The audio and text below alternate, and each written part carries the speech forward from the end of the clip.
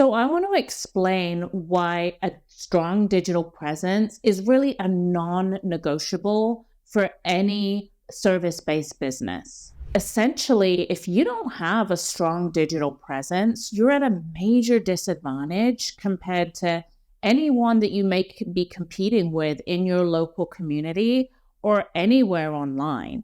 So reality is that there are a lot of different options for whether you're a salon, you are in the beauty industry, whether you are in the home services industry, regardless of what kind of local business or service that you're providing. Most of the time, when someone's looking for that service, they're going to start their search online now.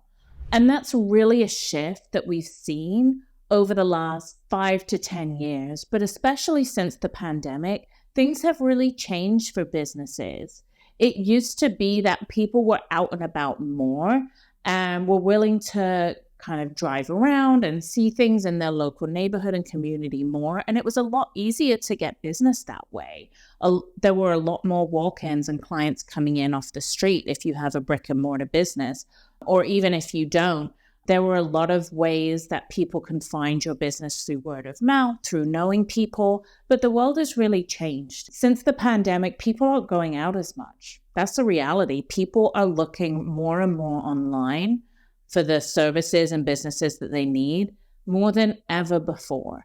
So if you don't have a strong digital presence, you are losing out on business and you are losing out on providing your valuable service to people that legitimately really need it. So for example, I've worked with a company that started off being on the 3rd page of Google search results. And so what that meant was when anyone in their area was looking for their service, they just weren't coming up.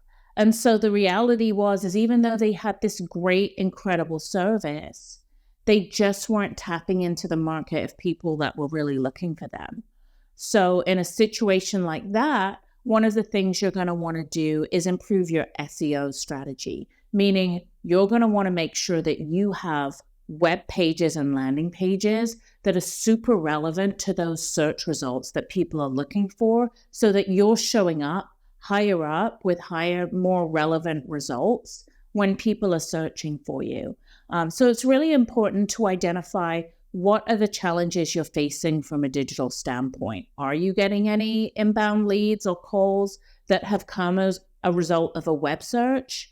What are your competitors doing? Have you ever looked on social media to see what are your competitors doing? There are now businesses that are getting almost all of their leads from Instagram. That is completely new. That just wasn't the case even 3 years ago. I know a catering company that is now getting over 90% of their leads from their social media strategy. This time 10 years ago, they were getting everything from Yelp. So that just goes to show you that the landscape of having a strong digital presence has really, really changed. And you have to know what specifically the gap is for your business. So where you may have historically gotten leads in the past, might feel like it's drying up now where you're not getting the same volume as you were before. That's okay. That doesn't mean that your business has to start getting stagnant, or you can say, there aren't as many people looking for this anymore. That's not true. You just might not have the insights to know really where you should be showing up.